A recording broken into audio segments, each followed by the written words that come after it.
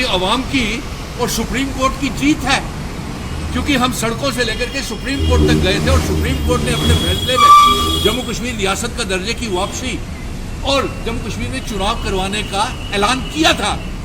और आज प्रधानमंत्री जी अगर रियासत के दर्जे की वापसी की बात करते हैं और असेंबली के चुनाव करवाने की बात करते हैं, तो इसका मतलब ये हुआ कि उन्होंने कबूल कर लिया कि 5 अगस्त 2019 को उनके जो फैसले थे वो गलत थे, वो जो रियासत को तोड़ना, यूनियन टेरिटरी बनाना और आज तक असेंबली के चुनाव नहीं होने दे रहे थे जो, वो ये साबित हो गया कि प्रधानमंत्री नरेंद्र मोदी जी, गृह मंत्री अमित शाह जी और भारतीय जनता पार्टी जम्मू कश्मीर में चुनाव नहीं होने दे रही थी। ये तो prerogative election commission of India का है, तो फिर प्रधानमंत्री जी के कहने के ऊपर थोड़ी ना चुनाव होते या नहीं होते। फिर सबसे बड़ी बात तो ये है कि आज एक राहत जम्मू कश्मीर के लोगों ने महसूस की है और ये अवाम की जीत है, सुप्रीम कोर्ट की जीत है।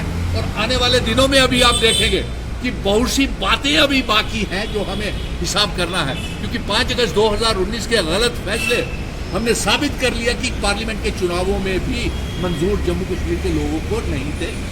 और लाख बेरोजगार मेरे जम्मू कश्मीर में 5 अगस्त 2019 के बाद हो गया। जम्मू कश्मीर की 1 करोड़ 30 लाख आवाम बर्बाद कर दी गई। हमारे पावर प्रोजेक्ट, हमारी रेत, बजरी, पहाड़, स्मार्ट मीटर, पावर प्रोजेक्ट, दरबार मूव रोक दिया। अभी इसका हिसाब बाकी है भाई, ये सब शुरू करवाएंगे हम। और जितने गलत फैसले हैं, मैं पत्रकार मित्रों आज बता रहा हूँ आपको, अभी जंग अभी शुरू हुई है और भारतीय जनता पार्टी को इसका हिसाब देना पड़ेगा जम्मू कश्मीर में। और मुझे नहीं लगता कि भारतीय जनता पार्टी जम्मू कश्मीर में असेंबली के चुनाव जीत पाएगी। और इसके साथ साथ मैं ये कहूँगा कि ये जम्मू कश्मीर में हमारी जो जंग थी वो रियासत के दर्जे के तहत जम्मू कश्मीर में चुनाव करवाने की मांग थी। आप अपने मंसूबे में कामयाब कहाँ से हुए? आप पहले कह रहे थे कि हम अब पत्रकार मित्रों, हम इससे बड़ी जंग जीतने वाले हैं।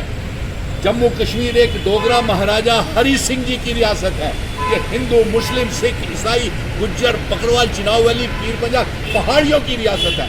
और इस भारत के कॉन्स्टिट्यूशन ने हमें इंस्ट्रूमेंट ऑफ असेशन और स्टैंड स्टिल एग्रीमेंट दिया था। अभी तो हमने वो इंस्ट्रूमेंट ऑफ असेशन की शर्तें लागू करवानी है और वो इंस्ट्रूमेंट ऑफ असेशन की शर्तें जो लागू होंगी तो वो 370 से भी बड़ी चीज़ जम्मू कश्मीर डोगरा रियासत के लोगों को, जम्मू कश्मीर के 1 करोड़ 30 लाख लोगों को मिलने वाली है। उन लोगों को मिलने वाली है जो 5 अगस्त 2019 के बाद सड़कों से लेकर के सुप्रीम कोर्ट तक मेरे साथ ये जंग लड़के और जीत करके आए हैं। और ये सुप्रीम कोर्ट के हम शुक्रगुजार हैं। भारतीय जनता पार्टी तो रोड़े आज भी अटका रही है, बहाने ढूंढ रही है कि किसी तरीके से स्थगित हो।